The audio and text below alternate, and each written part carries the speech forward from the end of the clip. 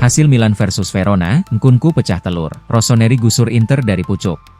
AC Milan meraih kemenangan telak 3-0 atas Hellas Verona di pekan ke-17 Liga Italia 2025-2026 di San Siro, Minggu, 28 Desember 2025. Pertandingan ini awalnya berjalan dengan alot. Verona mampu bertahan dengan solid, namun Milan akhirnya bisa menemukan celah di pertahanan sang tamu. Christopher Nkunku tampil apik dengan koleksi 2 golnya sekaligus pecah telur di pentas Serie A. 1 gol Milan lainnya dipersembahkan Christian Pulisic. Hasil ini membuat Milan naik ke pucuk klasemen sementara Liga Italia dengan menggusur Inter Milan. Rossoneri kini mengemas 35 poin dari 16 laga. Sedangkan Verona ada di posisi 18 dengan raihan 12 angka saja.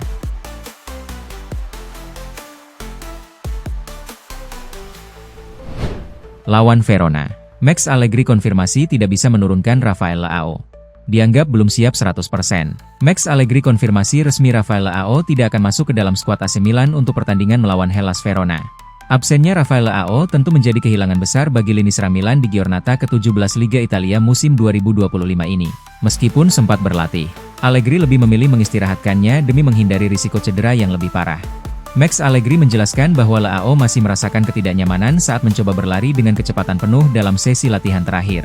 Baginya, memainkan pemain yang kondisinya hanya setengah siap tidak akan memberikan dampak positif yang maksimal bagi performa tim. Kondisi ini membuat lini depan Rossoneri kini hanya bergantung sepenuhnya pada aksi Christian Pulisic. Allegri tetap optimis dengan kualitas pemain lain yang tersedia untuk mengisi kekosongan peran yang ditinggalkan oleh Rafael Leao tersebut. Ia yakin bahwa kerja sama tim yang solid akan mampu membongkar pertahanan rapat yang kemungkinan diterapkan oleh tim Hellas Verona.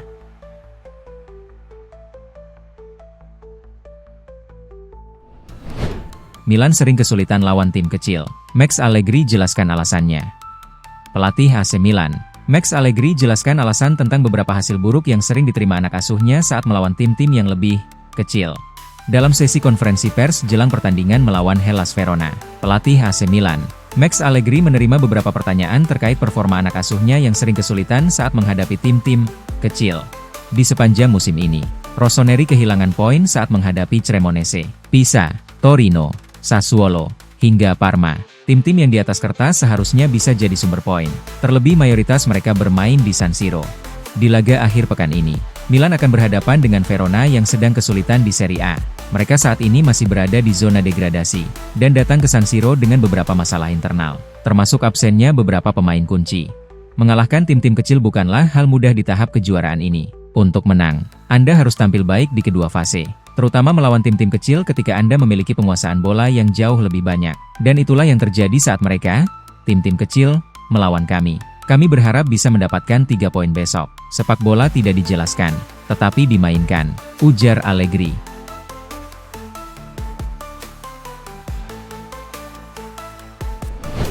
Media Italia bersilang pendapat terkait masa depan Mike Maignan di Milan.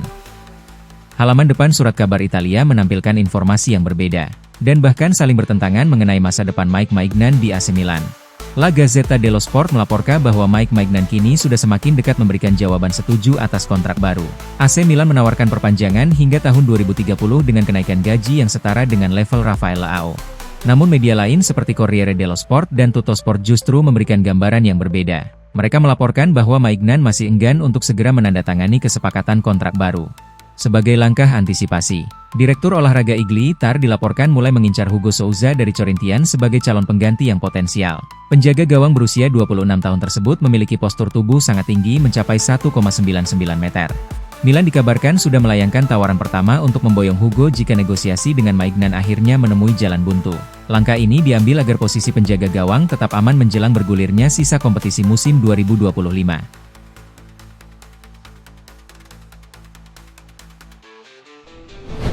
Pitchbook, Gary Cardinale aktif cari pinjaman, bahkan siap jual Milan. Gary Cardinale melalui Redbird Capital dikabarkan sedang aktif mencari investor baru untuk membantu melunasi utang vendor loan kepada Elliott Management. Berdasarkan laporan dari Pitchbook, Redbird sedang berupaya mengumpulkan dana segar untuk membayar utang sebesar 700 juta euro. Utang tersebut berasal dari pinjaman saat Gary Cardinale membeli Milan pada bulan Agustus 2022 lalu. Salah satu nama yang muncul sebagai calon pemberi pinjaman adalah Comvest Credit Partners yang siap memberikan dana talangan tersebut. Skema yang ditawarkan pembayaran menengah dengan formula bunga payment in kind sebesar 100%. Tepat 1 tahun yang lalu, pihak pemilik sebenarnya telah melakukan investasi sebesar 170 juta euro untuk mengurangi beban utang mereka. Hal tersebut membuat sisa utang kepada Elliott berkurang menjadi 489 juta euro.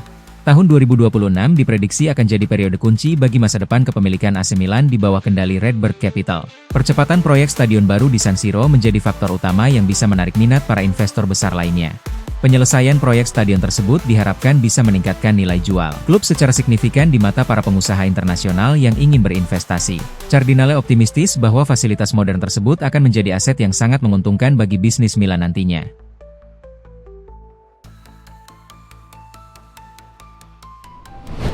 Pedula, Allegri desak Milan datangkan Dusan Vlahovic di musim panas. Max Allegri terus mendesak manajemen AC Milan untuk mendatangkan Dusan Vlahovic. Alfredo Pedula menyebutkan Allegri mengagumi kualitasnya. Sejak pertama kali tiba di Milan, Max Allegri sudah mengidentifikasi kebutuhan mendesak akan sosok penyerang tengah baru. Meski Christopher Nkunku sempat didatangkan, namun profilnya dinilai kurang sesuai dengan skema permainan tim. Performa Nkunku mengecewakan sepanjang musim 2025 ini semakin memperkuat keinginan Allegri untuk mendapatkan penyerang baru. Ia membutuhkan striker yang memiliki insting mencetak gol tajam dan fisik yang kuat untuk memimpin lini depan. Rencana perekrutan Dusan Vlahovic sebenarnya sudah muncul sejak 6 bulan yang lalu. Namun kesepakatan gagal tercapai karena kendala gaji. Kini peluang tersebut kembali terbuka lebar mengingat kontrak sang pemain akan segera berakhir. Meskipun transfer pada bulan Januari dinilai sangat sulit untuk diwujudkan, Allegri tetap optimis bisa memboyongnya di musim panas. Pedula menyatakan bahwa Allegri sangat ingin bekerja sama kembali dengan mantan anak asuhnya tersebut di Juventus.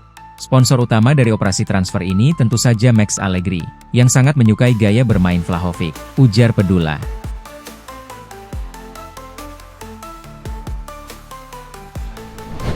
Theo Hernandez sebut kepergian Paolo Maldini jadi titik mundur Milan.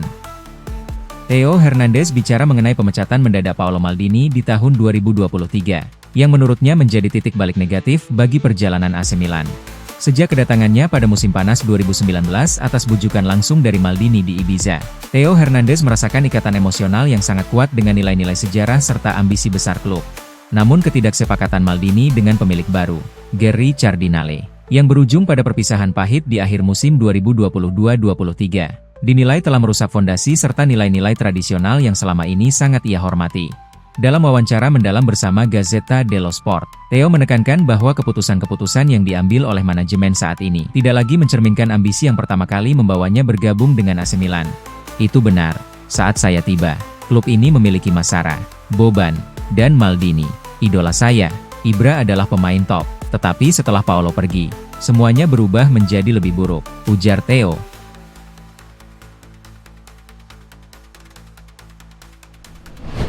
Selain bidik Joe Gomez, Milan juga buka opsi barter di bulan Januari. Laporan terbaru dari Calcio Mercato menyebutkan AC Milan sedang mengevaluasi beberapa opsi bek tengah menjelang bursa transfer Januari, termasuk Joe Gomez. Lini pertahanan Rossoneri yang terlihat goyah dalam beberapa pertandingan terakhir memperkuat urgensi untuk mendatangkan tenaga baru. Joe Gomez dari Liverpool dilaporkan tetap menjadi pilihan utama bagi manajemen AC Milan saat ini. Pemain asal Inggris tersebut tercatat baru tampil sebanyak 8 kali untuk Liverpool sepanjang musim kompetisi berjalan.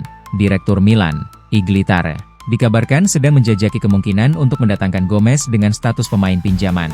Ada laporan mengenai potensi kesepakatan pertukaran pemain yang melibatkan Conny De Winter untuk mendapatkan jasa Federico Gatti. De Winter sendiri merupakan jebolan Akademi Juventus sebelum pindah secara permanen ke AC Milan. Namun, skenario pertukaran ini dianggap cukup meragukan karena Milan telah membayar sekitar 20 juta euro untuk De Winter.